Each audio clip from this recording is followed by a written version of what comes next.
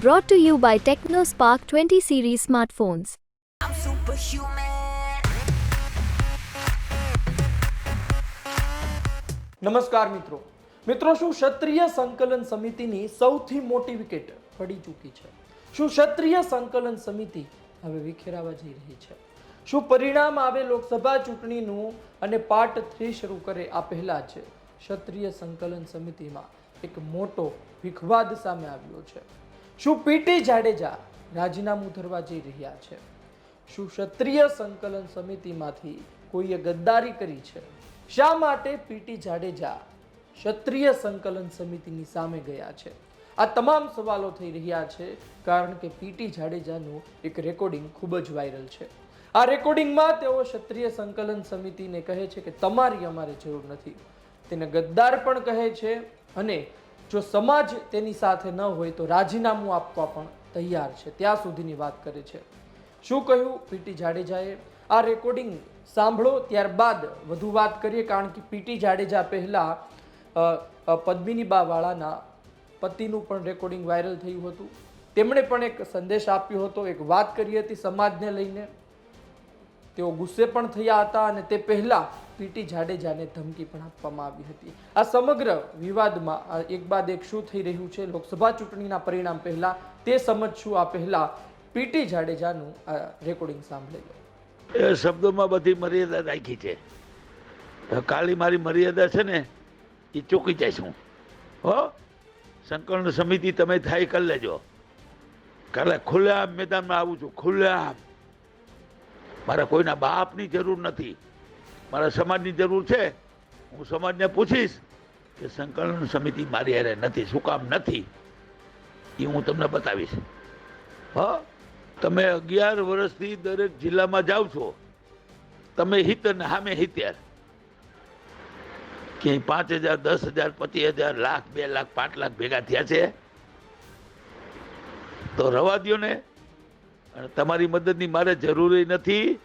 ન કરતા, હું સામેથી કહું છું, ન કરતા. હું કાલે કરીશ, જે થવું એ થાય.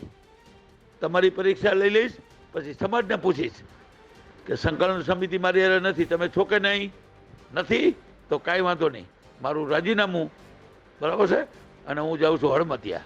બસ આટલું જ કહીશ. જો એક વાત તમને કરું, માફ કરશો મને, પણ એક જરૂર કહી દઉં કે સંકલન સમિતિ એટલે સમાજને, સમાજ એટલે સંકલન સમિતિ. આટલો બધો સમાજે તમારા ઉપર ભરોસો રાખ્યો છે, તમે ગદ્દાર ન થતા. તમે ગદ્દાર છો અને રહેવાના છો, મને ખબર છે. પણ કાલે હું તમારો પર્દાફાશ કરીશ અને કરીશ. હું બોલાવીશ સંકલન સમિતિને, બરાબર છે? જવાબ આપજો મને, કાલે જવાબ આપજો ને. હો, તમે કેવા છો ને શું છો ને એ મને જ ખબર છે, સમાજને ખબર નથી. એટલે સમાજે તમારા ઉપર ભરોસો મૂક્યો છે.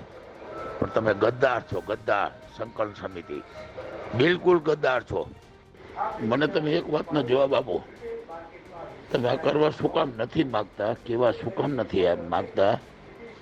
જો તમને કહી દઉં, મારી પાસે એટલા બધા પ્રૂફ છે.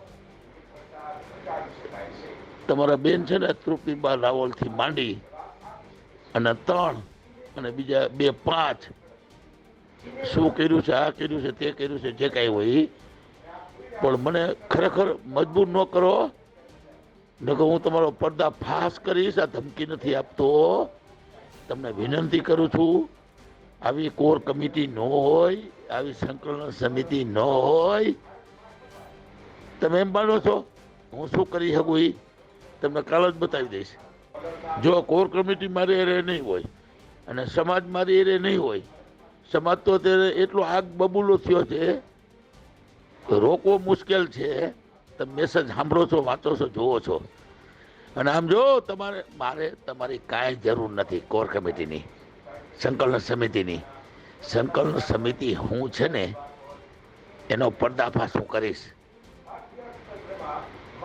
હું 11 વર્ષથી કહેતો આવું છું, તમે સેકન્ડ પાપડ નથી ભાંગો. 11 સમિતિ ભેગી થાય તો માણસ ધારે કરી શકે. એક સમિતિ આટલું બધું કરી શકે તો 11 સમિતિ, બરાબર છે, અને 70 સમિતિ ભેગી થાય તો 70 ગણું કરી શકે. તમે સેકન્ડ પાપડ નથી ભાંગ્યો, સમાજને ક્યાં ખબર છે, સરકારને ક્યાં ખબર છે? મને જ ખબર છે.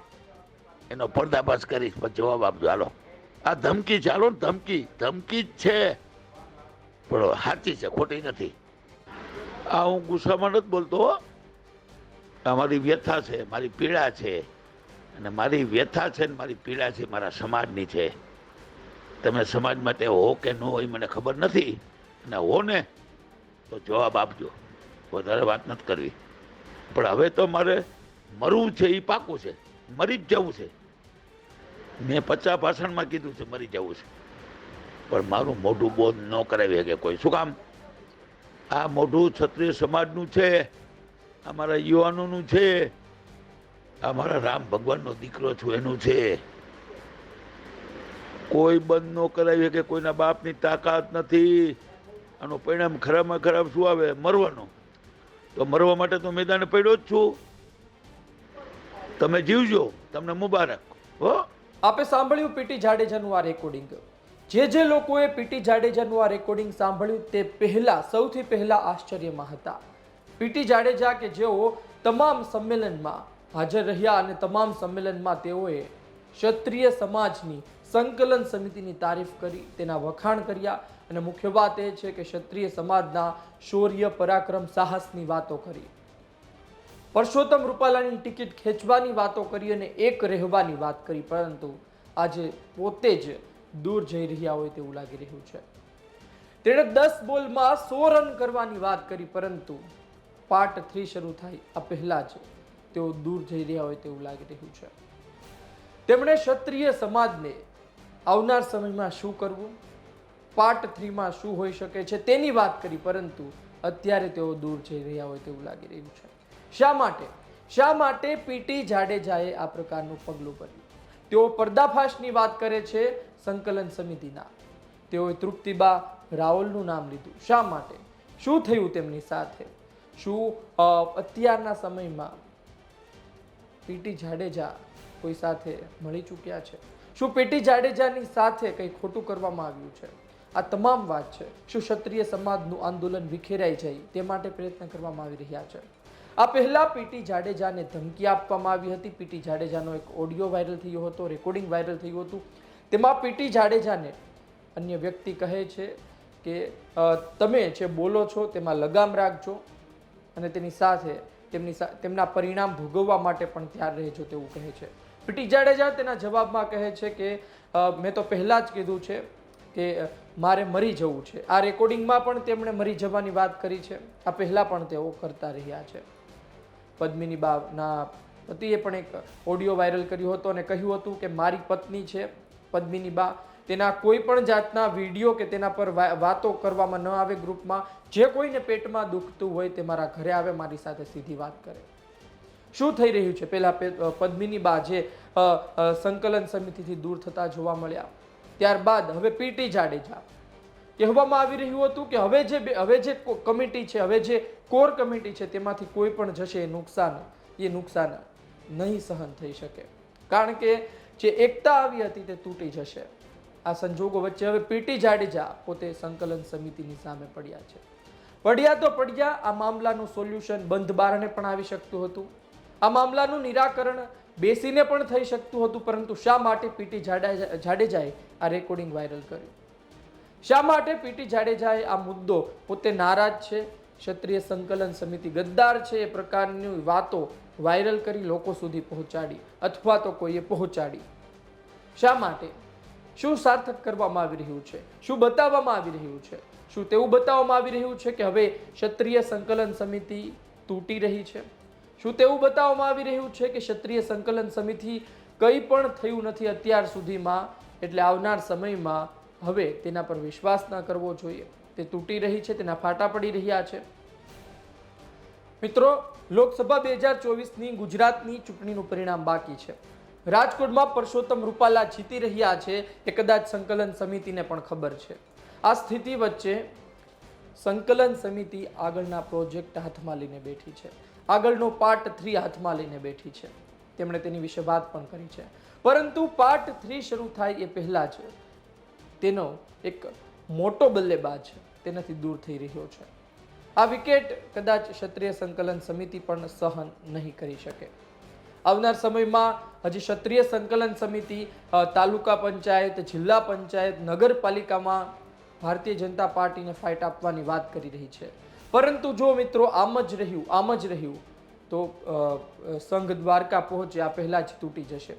એટલે કે ક્ષત્રિય સંકલન સમિતિ પોતાનો ધ્યેય સાધે, ભારતીય જનતા પાર્ટી અથવા સરકારને બેકફૂટ પર લાવે, પોતાની માગ સંતોષવા માટે મજબૂર કરે, અથવા તો પરસોત્તમ રૂપાલા સાંસદ બની જાય ત્યારબાદ તેના રાજીનામાની માગ સ્વીકારવામાં સફળ રહે તો પણ ત્યાં સુધી પહોંચવામાં મુશ્કેલી પડશે. ક્ષત્રિય સંકલન સમિતિના પડકારો વધી રહ્યા છે. તેની પાસે હાલ કપરા ચઢાણ છે. જોવું રહ્યું આવનાર સમયમાં શું થાય છે. પીટી જાડેજાનું ક્ષત્રિય સંકલન સમિતિથી દૂર થવું ફક્ત સંકલન સમિતિ નહીં પરંતુ ક્ષત્રિય સમાજના આંદોલન સાથે જોડાયેલા તમામ વ્યક્તિને માટે આ એક ઝટકો છે. તમામ વ્યક્તિઓ માટે એક આશ્ચર્યજનક આ વાત છે કે પીટી જાડેજા અચાનક યુટર્ન કેમ લઈ રહ્યા છે. સંકલન સમિતિએ તેવું તો શું કર્યું? પીટી જાડેજા પત્રકાર પરિષદ કરશે, પીટી જાડેજા અન્ય કોઈ માધ્યમે લોકો સુધી વાત પહોંચાડશે, તેમાં બે મત નથી. કારણ કે તેઓ કહી ચૂક્યા છે કે હું સંકલન સમિતિનો પર્દાફાશ કરીશ. જોવું રહ્યું આવનાર સમયમાં શું કહે છે.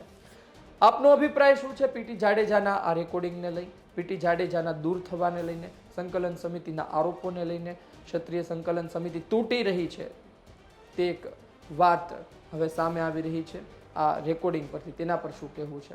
આપના અભિપ્રાયની રાહ રહેશે. આ વિડીયો પસંદ આવ્યો હોય તો લાઈક શેર કરવાનું ચૂકતા નહીં. મને આપશો રજા. નમસ્કાર.